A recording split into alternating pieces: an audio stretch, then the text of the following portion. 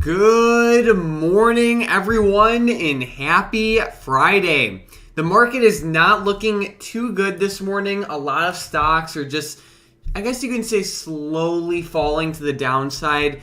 Stocks are not necessarily crashing this morning, but it's definitely not looking the best. Futures fell a lot last night, and that definitely brought a lot of selling pressure into many different stocks. So keep that in mind. This stock drop is happening as the Russians seized like a giant nuclear power plant in Ukraine. So that's just one of like the most recent updates related to the Russian invasion of Ukraine. Yeah, that's pretty huge that they took that power plant, and I heard that they were actually shelling it in the beginning and stuff like that. So hopefully we don't see anything negative come out of that as far as like radiation or anything like that. That would be pretty bad. I'm also seeing that NATO says that they're not seeking a war with Moscow, so it looks like they're going to be uncontested in Ukraine, Mike. You know, if we're not going to get into the war, it looks like Russia's just going to have a heyday. And I wonder how the RSX is doing. And it looks like it's turning back over to the downside, down 5% again today. I'm wondering if we'll even break that low of yesterday around $5. I honestly wouldn't be too surprised. Yeah, RSX has been in free fall. For those of you who don't know, RSX is just like the Russia ETF. So it's, comprised of many different Russian companies. And as you would expect, it is definitely getting destroyed. So it's been brutal with that one. But Tom, I haven't seen gold and silver hold pretty steady relative to a lot of other stocks and just other assets this morning. Yeah, it really has been holding pretty steady, and GLD just continues the uptrend today as we're actually breaking out right now, market open. So that's awesome. We're breaking that high of after hours from last night. So hopefully we keep running up. I know GLD is getting pretty explosive, Mike, and some of the call options on GLD have been doing great over the past couple of months. But looking at them on even a daily chart, you can see how explosive the movement's been. GLD itself has moved from lows recently of like 167 all the way up to 182, which is pretty big for a slower moving commodity like GLD. So definitely on the uptrend. And if we look at it on the 180-day 1 hour chart, we're about to retest those levels that we touched in pre-market a few days ago, all the way up around 184. Yeah, very true. And then we have Mike saying, good morning and happy Friday. What happened to Costco? I thought they had pretty good earnings. So yeah, I actually, I read a quick little summary on Costco this morning on CNBC, and it looks like they beat on basically everything. I don't know 100% because I didn't read the full earnings report, but from the summary CNBC article, they had really good earnings and the stock's down around 2%. So, we're in a crazy market, and it's definitely not the first time we saw good earnings in a falling stock. Yeah, it's not. And look at this article on Barron's I found, Mike. It says Costco stock is slipping because investors wanted more than strong earnings. I mean, what type of even name of an article is that, or title? That's insane. Investors wanted more than strong earnings. I mean, hey, I'll take the good numbers, Mike, but it looks like the investors just wanted it to be stronger, according to Barron's. But I mean, man, it sucks to see them down again, down 1.7%, and they just continue to move lower this morning. I'm glad to see them kind of form a good bottom, though, which is nice. It looks like at market open, it's extending back a little bit, which is good. Yeah, that article is hilarious. Wanted more than strong earnings. It's all right, all of our analysts are expecting X, and then Costco comes in at 1.1X, and then it's you did better than everyone was expecting, but we wanted you to do better than that. Yeah, it's how do you even word it that way? It sounds kind of strange. So yeah, in the end though, it's good to see Costco come in with good numbers. And I will say it's especially nice because inflation's been going up. So it might actually help companies like Costco, but I'm a little worried for their guidance. I actually, I can't wait to read about that one later. Yeah. Alrighty. So we have George saying Run has a big green candle. How's that one looking, Tom? Really good, actually. It's recovering up today in a major way, which is nice. It had been consolidating yesterday and definitely had a pretty bad down day on Wednesday, but we're up 4.5%. Hopefully we keep going. I will say we're right around a nice resistance at $27, but it looks like it's kind of blowing right past this. So hopefully it keeps up with the nice momentum. And I'll be honest, if run keeps going, maybe we'll see stocks like Plug start to move up, and then also like ChargePoint. Yeah, awesome. Yeah, Run is actually leading my watch list today, so that is awesome to see there.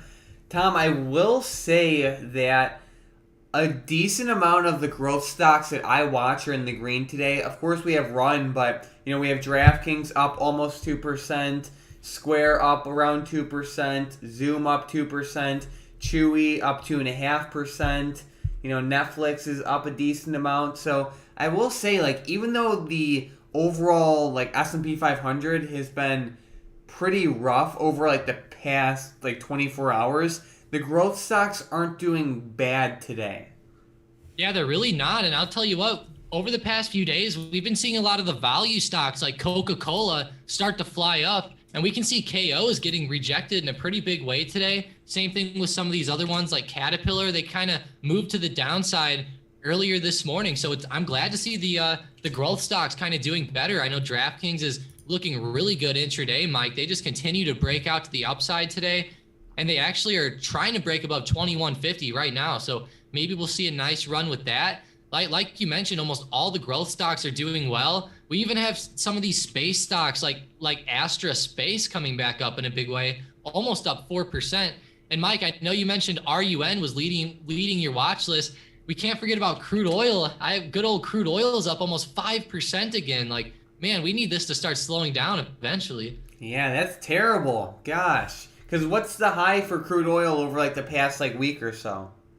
Like 116.50 just about. So like 116 you might as well just say, but that's huge to see crude oil at 116. If we look at it on the daily chart, you can see how explosive crude has been. If we look at from the beginning of December till now, we're pretty much up about like 80% at crude oil. If we go up to 116, you're looking at like 83%. So that's a pretty big increase out of a commodity like oil. And man, I know everyone's feeling it at the gas pump right now. Yeah, no doubt. And then not only do we have like oil rising, but like a lot of other commodities are rising too. Like even if you went to like /ZW, like that's wheat. That is just booming to the upside. Whatever commodity you look at, it is just exploding up. Even if you looked at like corn /ZC or soybeans even, like it's been crazy. Like all these commodities have just been booming, and we've even been seeing like the potash companies really be on the rise too. Because I know that the Russia/Ukraine region is a pretty large producer of the elements and all the, I guess you can say, quote unquote ingredients necessary to produce potash.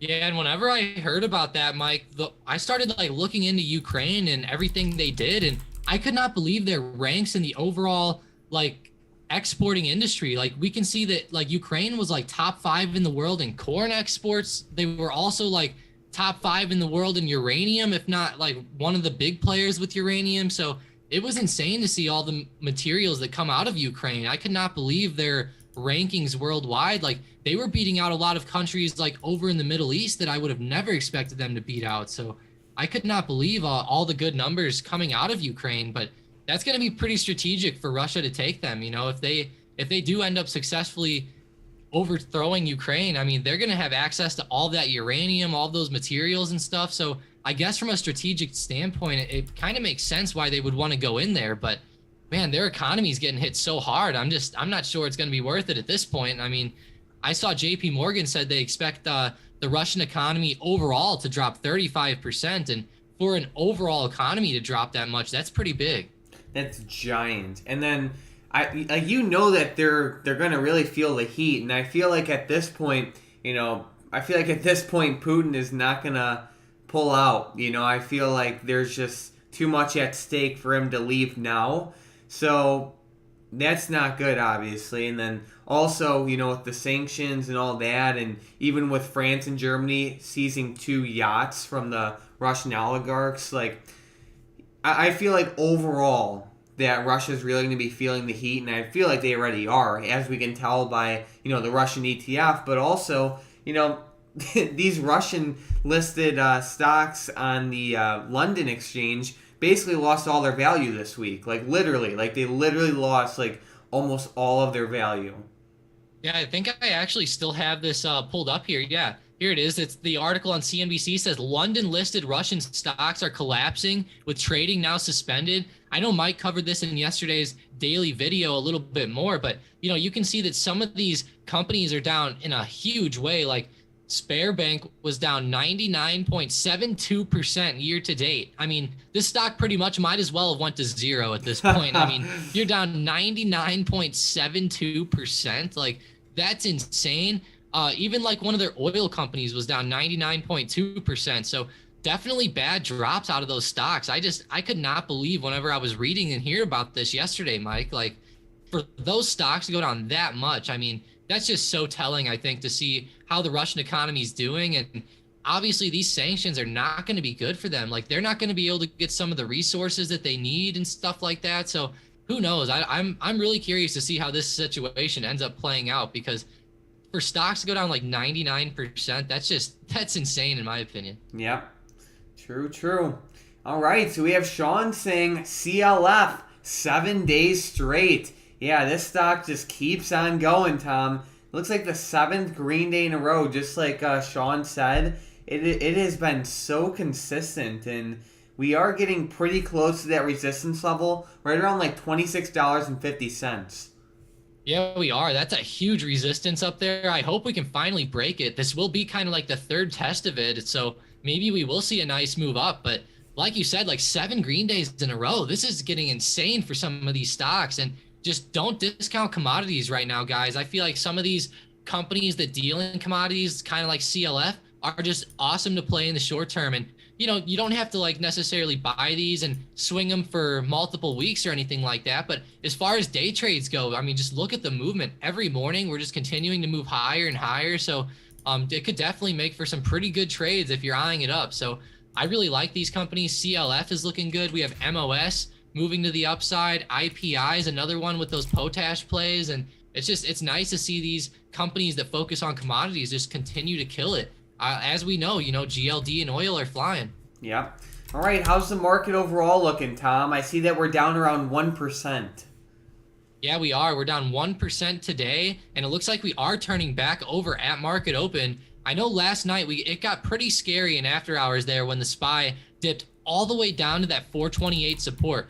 428 is a pretty big level down there, also right around 427, and that was a big sell-off in after hours. It definitely looks like, in my opinion, it's continuing to turn over today. We're below all of the SMAs, and at the same time, we just broke some pretty major supports last night, like at 434, and then we also rejected off of those in pre-market today. So I don't like the movement. As I like to say, sometimes it looks like the SPY is sliding off, and today I could start to see it maybe trade lower. It's definitely looking like it might break that pre-market low here. Gotcha. Yeah, not good. I'm also seeing a lot of other stocks just on that low ticker. We have like SNOW and even Raytheon just continuing to, bleed lower.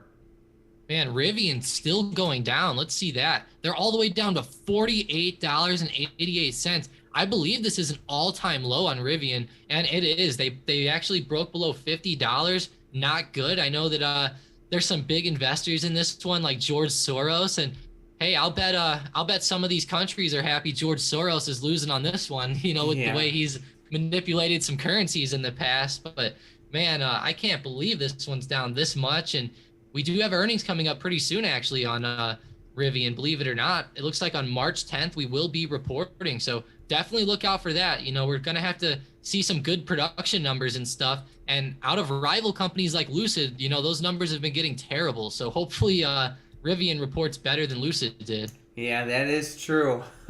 It's been brutal. And it's kind of crazy to think that, Rivian's IV is still pretty high. Like, I know on a relative basis, like, it doesn't look as high as, like, other stocks. But, like, 130%, and it's still like at like it's still pretty close to the highest level it's ever been at, which is around like 160 or so. But it just goes to show you that you have to be really, really careful if you do decide to play Rivian earnings, because there's a lot of volatility already priced in. And Tom, how about the other day with AMC? Like, That thing literally did not move at all on earnings, and then the IV was still at like 140%. And then I looked at the chain the next day after earnings, and like both calls and puts were down like 30 or 40%, maybe even more. Yeah, that's insane. I could not believe the way AMC played out with earnings, and so many people were probably watching this one and grabbing some calls and hoping, AMC would shoot up to $25 or something. But as we know, earnings generally don't play out like that, and it just ended up going flat. So definitely be careful of that with these other plays coming up. I know Rivian's going to be tough. I know, Mike, we always say like earnings aren't the best to play, especially on stocks like Rivian, but we just see it time and time again. Traders just love to get into those. And whenever I'm looking at Rivian here, I will say, be very careful this time, guys. With the way that we've been seeing stuff go, especially like with Lucid and stuff, I just don't expect Rivian to come in with any groundbreaking numbers. Does that mean that they can? It definitely does. But to me, it's just not worth the risk to play it. And especially whenever we have a lot of like great commodities flying up, I just feel like it'd be smarter to maybe take a gamble on some of those, to be honest. Like if you look at CLF, what is it, 7 days in a row it's been going straight up? Like honestly, that would be a better play than playing earnings, in my opinion. Yeah, for sure. Alrighty, so it looks like even Apple, Tom, is testing those lows. Is it? Wow, yeah, it's starting to turn back over again. And after hours last night, this one got pretty low, Mike. I could not believe they extended all the way down to 162. It was kind of like the SPY, I guess, but it seems like Apple sold off even more. But yeah, they're definitely turning back over today. Looks like they have a bit of an intraday resistance, like right around 164. So definitely watch for that as a nice support as we fall down. But it definitely looks like it has some nice momentum falling right now, Mike, on these 5-minute candles. It looks like it might start to break below 164 pretty soon. Uh-oh.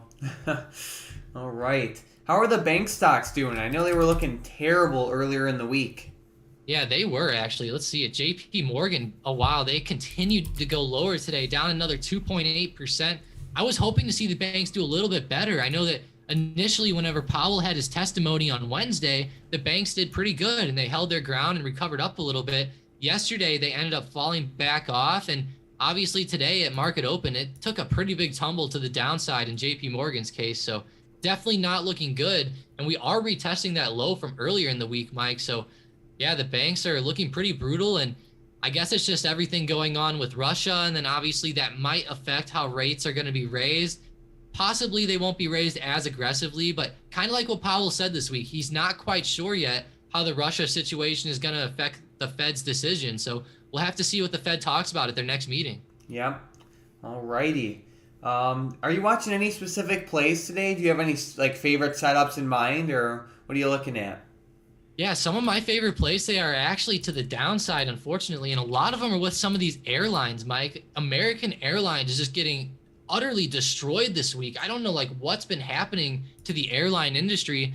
I'm not sure if this has something to do with the Russia situation or not, but man, the airlines, I feel bad for them. Like look at these on the daily chart here. American Airlines on the max daily chart is starting to break below some key levels, and we're getting all the way back to levels that we were at like at the end of 2020. So definitely keep your eyes on these. They're starting to break to the downside in a major way. American's flying down, Delta's flying down, even the cruise lines like Carnival are flying down along with Royal Caribbean. So definitely some bad moves out of these, what you could call reopening plays. But it looks like as COVID goes away, these airlines are getting worse and worse, Mike. And that's kind of unexpected. I know a lot of people were hoping these airlines would rise as COVID started to leave the headlines. Yeah, like think about it. Just in like the past like month or so, Royal Caribbean, which is a cruise line, went from like $90 to like $68.60. Like that is a giant swing for like a month.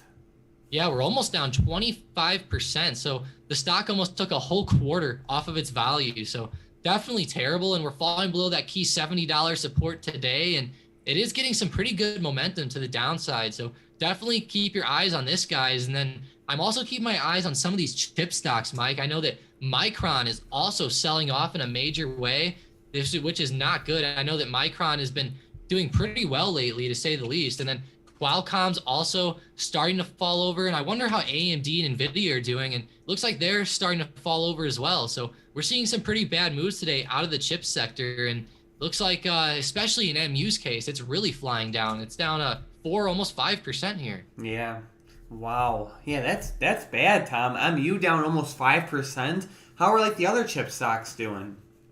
They're not near as bad. Like AMD is only down 1.2%, but as far as intraday goes, they are definitely tumbling back over. I would not be surprised if AMD broke below maybe that low of after hours last night at some point today. Like I said, at open, AMD was doing pretty good. They started flying up, but they just got rejected right back down. And with seeing everything else in the red, I would think AMD would have a pretty good chance to follow along like with the SPY in the red if the SPY continues to trade lower. Yeah. Alrighty, so let me do another quick scan to see what we have moving. It looks like even Microsoft's bleeding a little bit. Some of the stocks that I do have in the green is, Run is one of them. It is only in the green by like 1%, and when we first started the stream, it was actually a lot higher, but it looks like it's pulling back a decent amount. It looks like actually Tesla just went in the green, so that's good to see. What else? DraftKings in the red. What else? QQQ in the red by a decent amount. So, yeah, I mean, it's definitely a mostly red open so far. Yeah, it is. And I'll tell you what, Tesla is still not setting up the best on the daily chart, in my opinion. We are confirming off of this key resistance level I've had on my chart for a long, long time. We just moved up into it over the past few days, and looks like now we're getting rejected back to the downside. We'll have to keep our eyes on this because I would love for Tesla to fly up through this resistance and start to break above $900, but it looks like that's not in the cards for it, at least right now. So we'll have to see how they end up doing, but the daily chart setup is just not looking good in my opinion. I think we could possibly see a continued sell-off, especially if we keep seeing the overall market fall down like we are. It's getting pretty brutal, Mike. And as far as like stocks moving, I actually have Oxy climbing up my watch list today, and they're really flying to the upside. They're up 7%, Mike. And wow, ever since market open today, Oxy has exploded. And some of these oil plays like to move a lot in pre-market, but wow, Oxy at market open just started exploding. Yeah. Did you check out ZOM?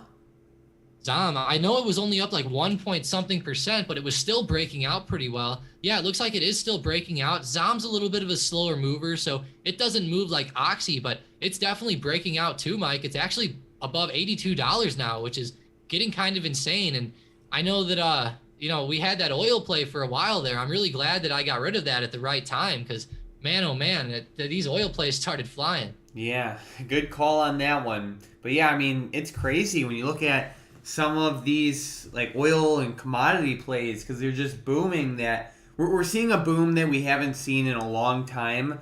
Obviously, that's because of everything going on in the world right now, especially with Russia and Ukraine, and then the inflation in general definitely just boosts the uptrend even more. But yeah, it's been crazy. And then at the same time, we're just seeing a lot of stocks get destroyed. So it's been crazy. Tom, it's been a crazy year so far, and we're only in the beginning of March.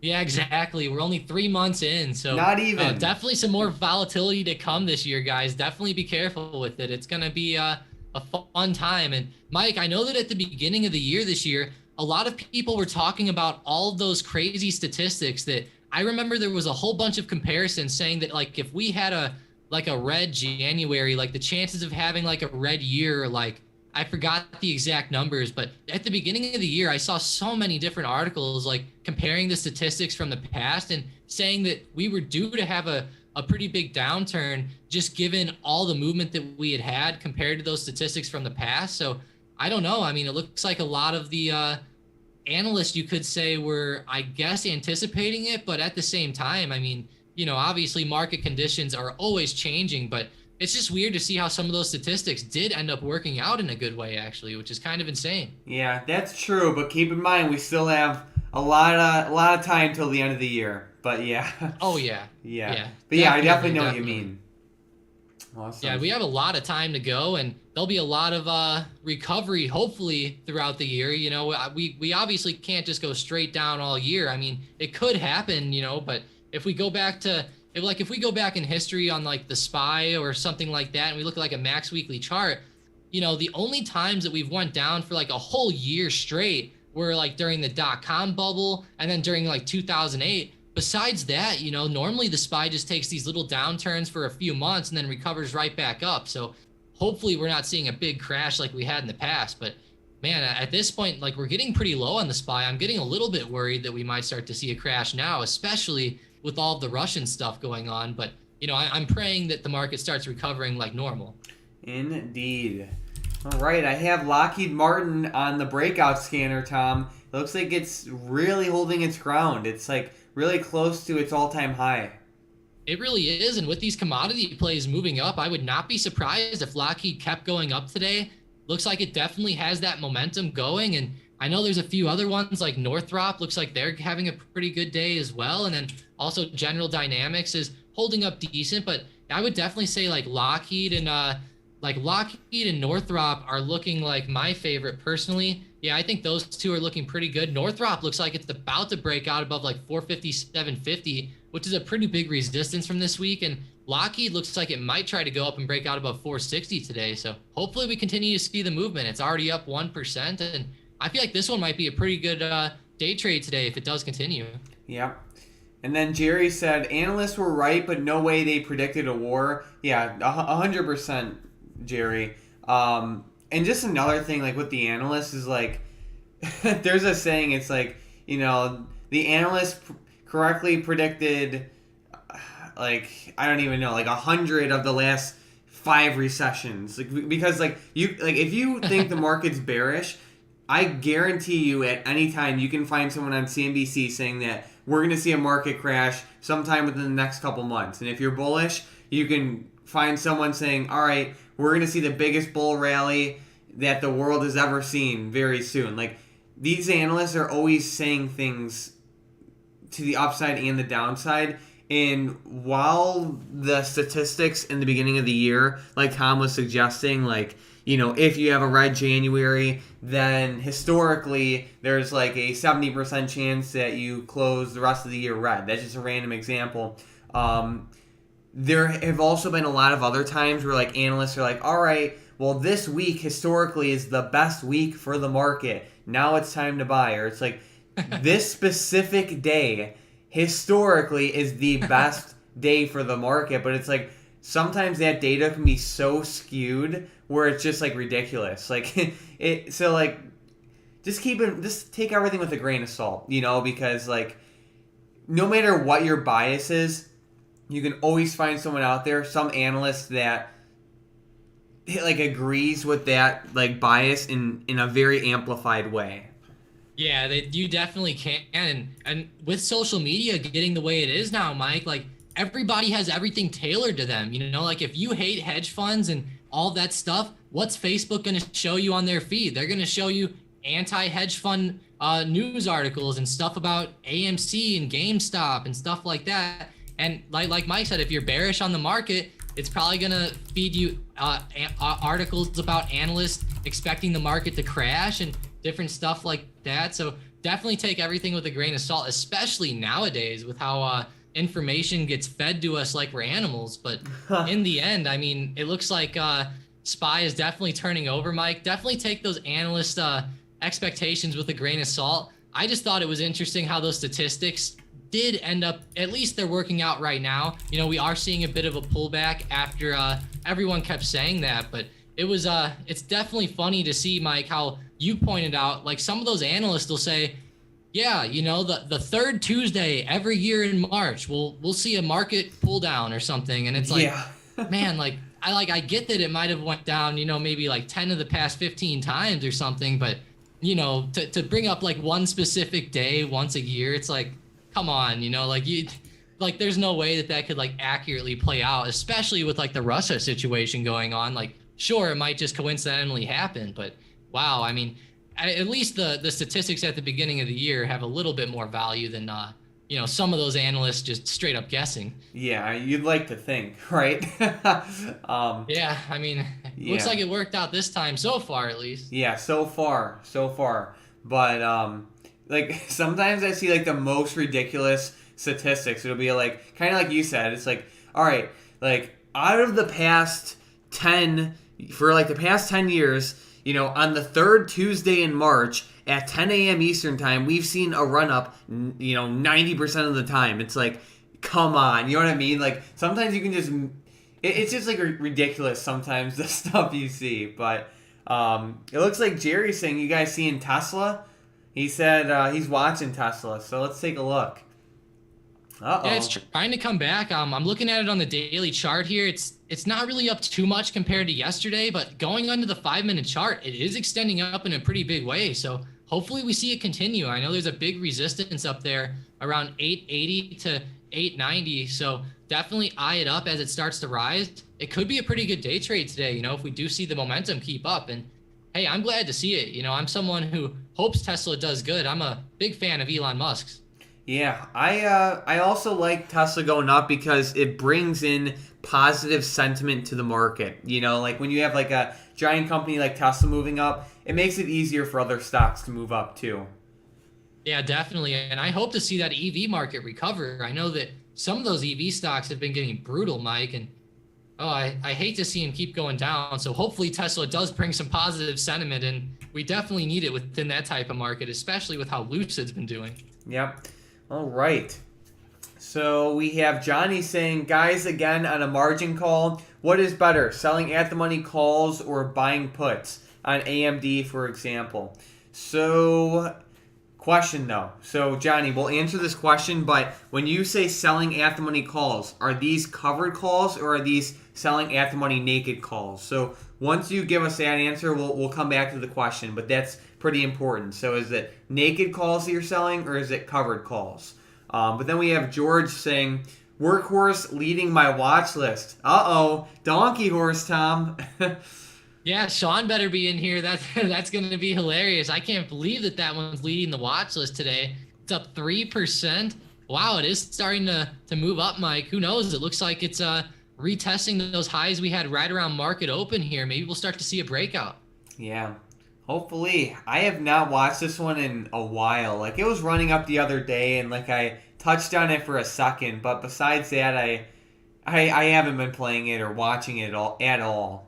Yeah, this poor stock, it's just been getting beaten down in such a major way. And I know we were talking about it for a while because it had those crazy runs last year. Like we can see on the chart, it would run from $7.35 up to highs of $18 within just a few weeks there. So it definitely has some volatility when it does start to rise. And I will say, Mike, like the way it's looking on the daily chart down here isn't terrible. Like if we could start to maybe break out above $4 in a good way, I might look at this one at least for a quick day trade or maybe like a quick play to the upside, maybe for a day or two. But other than that, I mean, it's just such a brutal stock. It's gotten beaten down so much. And I just feel like it's only good to play with momentum in the short term. Yeah. Alrighty. So back to Johnny's question. So he said he was referring to covered calls. So he said, for a margin call situation, what is better? Selling covered calls at the money or buying puts on AMD, for example. So I would say that, there's pros and cons to it. It's hard to say which one's better because it just depends on your situation and it depends on what you're trying to do. But I'll give you the pros and cons of each one to help you make a decision. So, for a margin call, obviously the account is in the negative. So if you buy puts, you're going to push that account further in the negative, which is not good. Now, while that's not good, the pro is that no matter how low the stock ends up going in the future, you are covered at a certain level. For example, let's say you bought the 110 strike puts for AMD. Whether AMD goes down to $90, $50, or like $10, you're going to be able to sell your shares at 110. So while it costs more to buy the put, it gives you a lot more protection. Where with the covered call, you get paid a good amount of money to sell that covered call, but the downside is that, let's say the stock fell down to like 60, then you're going to have a serious problem. So, like, it's not, like, I can't say which one's better because it just depends on your situation, but I would say, like, if you're, like, looking for, like, the maximum protection, you would want to go with a put.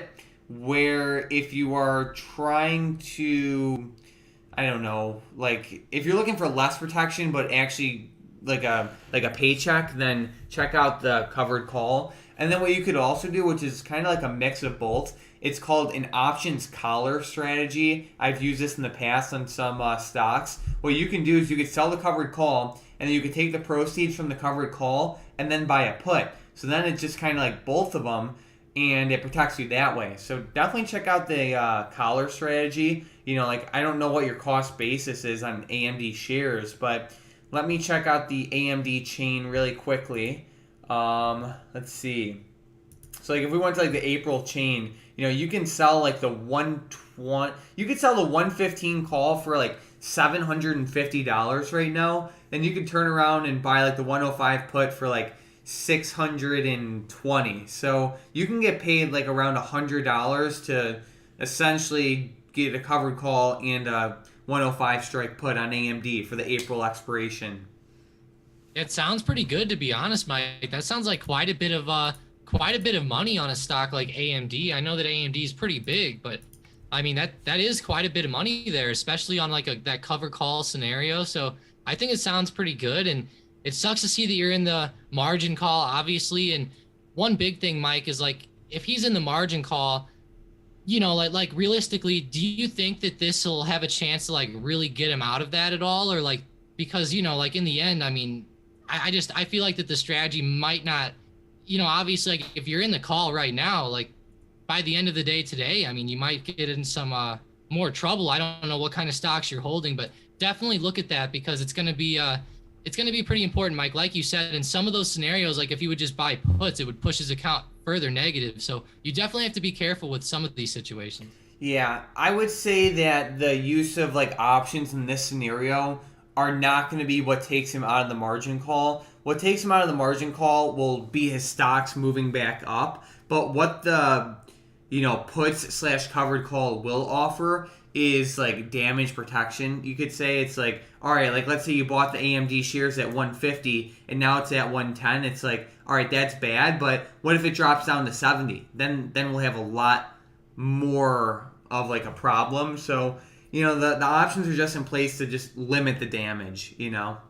Yeah, exactly. And, you know, I haven't been, you know, margin called in like like a long time, but whenever I look at like margin calls, Mike, wouldn't he get hit at the end of the day for the margin call? So like, you know what I mean? Like, wouldn't he get like called out on that at the end of the day today? So like Monday he'd have to sell some stocks or something? Yeah, I mean, each broker is different. Some brokers give like some leeway with the margin calls, and like another thing to keep in mind is like a lot of times the brokers just, you know, require you to deposit the money to meet your like minimum like call requirement, you can say. So each broker is different, so it just depends. But Johnny said that TD told him he has 5 days to cover the margin call. So he has a couple days, but you know, like we said, like if you did that collar strategy, you can pick up like $100 right now, and you'll have the 105 strike put. So if AMD does fall more,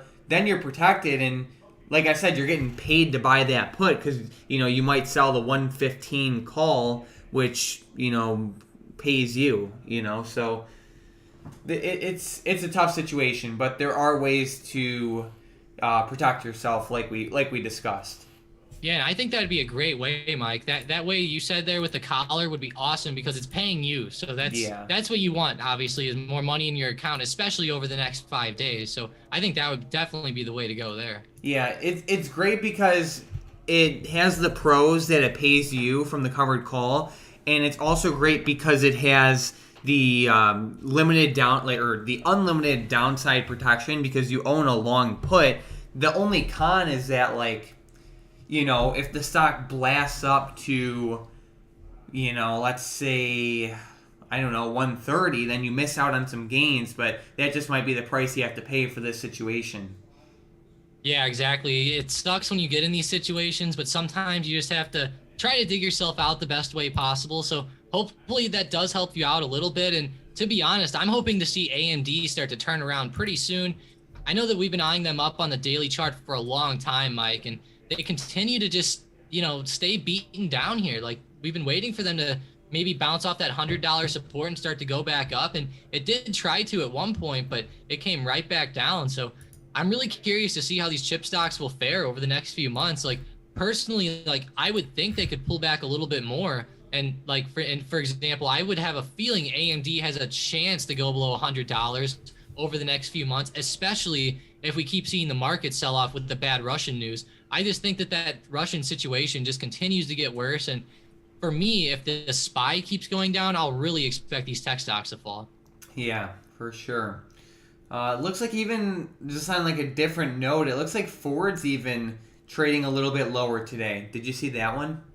No, I didn't. It's actually down 3.4%. Definitely not good. It's like at the lower end of my watch list. So definitely not good for them. Let's check them out on like an intraday level, see how bad it looks. And yeah, it looks pretty bad, Mike. Like right at market open, they just had some pretty bad movement to the downside, and they're approaching those lows of Tuesday down there around like $16.50. So definitely keep your eyes on Ford. It looks like it's definitely sliding off, and I think I could possibly see this one continuing a little bit lower. It kind of reminds me of AMD from yesterday, Mike. I know that we talked about AMD yesterday right at market open, and it fell a little bit and then continued falling later on throughout the day. And I feel like Ford it kind of looks like it's in that similar setup there.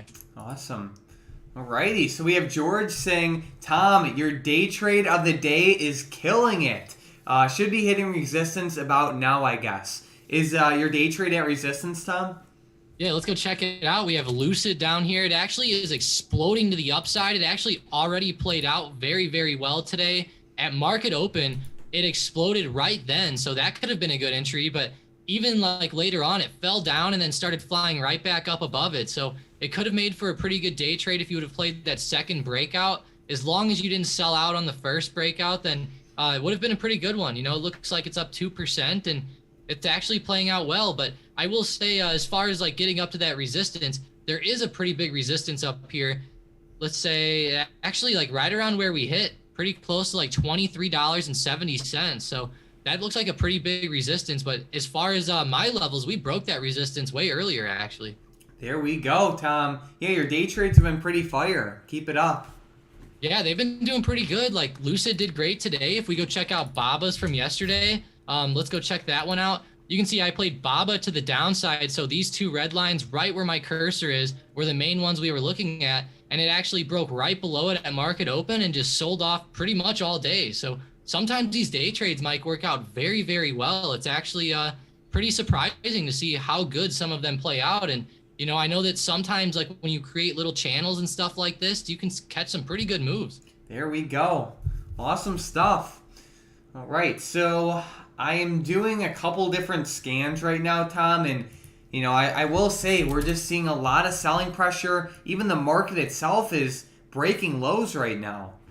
Wow, it is. The SPY is continuing to just slide off and go lower. It continues to get rejected around that 432 resistance, which is holding up as a pretty big level. But yeah, it's continuing to sell off, Mike. Personally, I see SPY definitely coming down to 428, if not lower. It's having some pretty bad movement here. The momentum is picking up, and that IV is even shooting to the upside. So we're definitely seeing the market expect some moves here. So it's not looking good.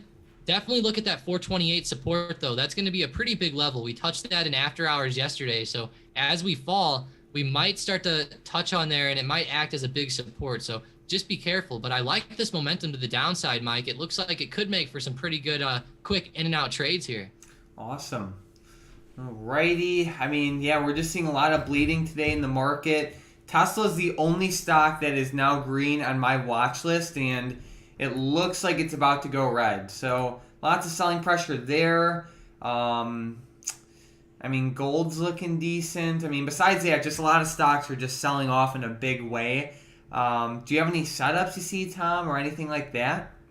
I was looking at Lucid a little bit ago. Lucid was actually flying right back up today. Like Lucid's had some volatility today. Whenever it opened, it flew up and then it broke some of those levels today in pre-market back to the downside, and now it flew all the way back up. So I don't know how to play a Lucid today, but it's all over the place, and it is in the green, which is good, but it's not keeping that momentum that we'd like to see.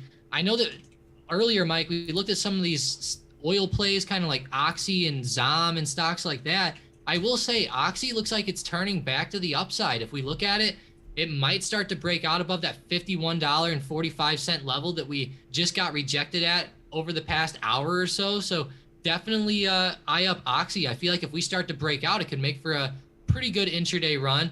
Just keep in mind, Oxy's already up 7%. So if it does start to break out, don't expect anything crazy. You know, it's pretty rare for these stocks to go up more than 7%. So be careful with that. But I feel like it can make for like a quick scalp play. And, you know, even like Chevron, for example, is looking pretty good. They're holding up a lot better. And like Chevron's daily chart is just insane, Mike. Like I cannot believe like this stock has just been straight up pretty much ever since the beginning of September down there. So definitely lots of movement out of the oil plays today, which is nice. And one other stock that's in the green that I've been kind of eyeing up over the past few weeks is Pfizer.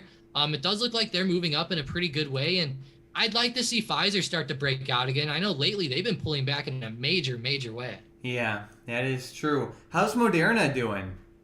Oh no, I don't even want to check them. They've been terrible lately, but wow, it still looks terrible, Mike. They're just continuing to turn over here to the downside. I'm glad that Pfizer looks a lot better on the chart, but Moderna's looking rough. I know that we're getting really close to that major support level around like 135 to 137. So definitely eye up that support, but I will say it's not looking good, especially even intraday. It's just failing to move to the upside, which is a bad sign for Moderna. And I will say I thought Moderna had earnings a while ago. Yeah, they did, and they ended up doing pretty good. You know, they ran to the upside, but they gave all those gains back, which is a bad sign. Yeah. Not good. So we have Raymond saying, any more room to short scalp for DAL and UAL? So it looks like the airlines, let's take a look. He said short scalp. Yeah, I would say so. I mean, it's down 5% today, so you have to be careful. But whenever we see like I guess you could say like a crash in airline stocks like we're seeing now, it normally lasts for a little bit. But, you know, like I said, it's down 5% today, so you just have to keep that in mind. They're both at like the low of day, so they're clearly pretty weak. So I would say there's still opportunity. Just be careful. Yeah, as long as it like starts to break down again, I think it'll be a pretty good play. And I could see it going lower still. You know, who knows? It might double bottom here, but I would say it has a pretty good chance to keep going. And I don't see like, for example, was he looking at Delta specifically, or did he say AAL? He said DAL and UAL. Okay, so DAL and UAL.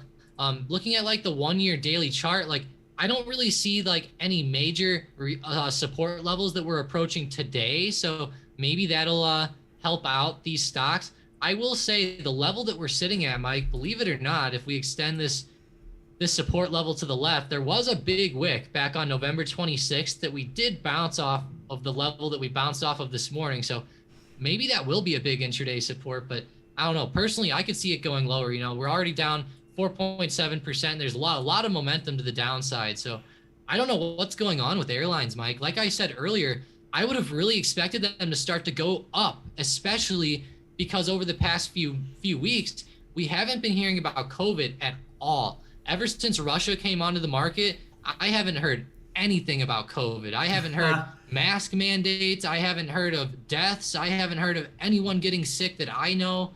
I haven't heard of anything. So I don't know. It's kind of insane how it just totally left the headlines. And I guess, hey, I'm glad, you know, it's about time. But the thing that I don't like is that we're not seeing the stocks that should benefit from that go up, at least yet. So, you know, hopefully we see these airlines start to turn around at some point this year. Yeah, that is true. The airlines have been struggling for a while. Like, they had like a couple of good months, but besides that, like, it's been really tough for them. Yeah, it has. Like, UAL just continues to break below support. Like I said at the beginning of the stream today, we're all the way back at levels that we were at from the end of 2020. So we're definitely giving back a lot of the gains that we've had over the past couple years, and we're breaking some big support. So not looking good. And then Mike, like in UAL's case, that implied volatility is starting to really turn to the upside. I mean, we're at 73% now, and if the stock keeps going down, I would not be surprised if we got back up to 100% over the next maybe month or so. Yep. Oh yeah, and then we have Sam saying airlines probably jet fuel futures or something, and then Jerry said gas prices are not helping. Yeah, that's Oh, very true. that's a good point. Yeah, very true. Yeah, these gas. Yeah, that's gonna be tough for them. Yeah, he said. Sam said in cruise lines diesel fuel. Yeah, very very true. And then Tom, like I feel like Boeing has been such a disappointment lately. Like I know they have some to do with like the defense sector, but while we see other defense stocks booming to the upside, Boeing has just been like a stick in the mud. It's just been just bad. It's just been bad, and it's just like not looking too good. Yeah, it's not. It's looking terrible, actually. And like you mentioned, with them kind of being in that defense sector, I would have really hoped for them to go to the upside. I know Lockheed's doing great, Northrop's doing great, other companies are doing very, very well, and I was not expecting Boeing to fall off this much. Like Boeing looks like it's almost directly following some of these airlines. Like I'm not saying that the correlation's 100%, but like with the way like AAL and DAL have been moving, Boeing's definitely moving more like these than it is, the defense stocks like Lockheed. So it's crazy to see that. Maybe it's just because Boeing focuses so much on the commercial sector, but I don't know. I mean, I know that they make a lot of, private aircraft for the government and stuff like that. And I would have expected them to do better. And I know that there's some big Boeing plants around where I live actually, and they make a lot of bombs and stuff like that even. So I would have expected them to do better, but yeah, I guess they're just continuing the sell-off, Mike, and they're actually at a major support level right now, right around 180, 184, and then also there's a major support at 180 even. So yeah, we're getting to some pretty big levels here, and it's not looking good. All right. So we have Head saying, should I buy Boeing or Raytheon for the next 2 weeks? So you're going to have to make that decision for yourself, but we can definitely give you some information about both of these companies. So Raytheon has been really moving up with the defense stocks. As we can see over the past couple of weeks and even the past couple months, Raytheon has been booming as obviously this Russia and Ukraine situation has been getting worse and worse and worse. It has a lot of momentum with it. They're a relatively solid company in terms of, just stock performance and just company growth. So if you want to play more of like the defense plays, check out Raytheon. But if you're looking for more of like a quote unquote buy the dip with, the cruise lines, airlines, and, that type of industry, check out Boeing. It's been moving with the cruise lines and airlines a lot more lately. So it really depends on the setup you're trying to target. They're similar companies, Boeing and Raytheon, but their stocks are moving in very different ways. So recap, if you want more like that retail exposure, check out Boeing. If you want the defense plays, check out Raytheon. Yeah, and I personally think that Raytheon might be a little bit better over the next 2 weeks, but like Mike said, definitely make that decision on your own. At the same time, Raytheon's been going up quite a bit lately, so it might start to pull back. We're also right at $100, which is a big psychological level, so be careful of that. But I really like Raytheon, Mike, personally. Like, if I actually went to their website and started looking at some of their products, and man, they make a lot of stuff that I didn't even know they made. Like, I know that these AMRAAM missiles, like these air missiles, are insane. I know they're really good. And as we scroll down, they even make like the Stinger missile and then the Javelin weapon system, which is pretty big. I know those are big for like ground warfare and stuff, and they have a bunch of missile defense stuff, and they're really big in as far as like intelligence and like satellites and all that. So I think Raytheon will be pretty good, especially with all the war stuff going on. And for the next 2 weeks, I would lean towards Raytheon, but definitely do your own due diligence and be careful, because as far as today, Raytheon is pulling back a little bit, surprisingly. On the 5-minute chart, it fell below $100 in a pretty good way today. Alrighty. So, Tom, do you have any last-minute plays before we close out of today's stream?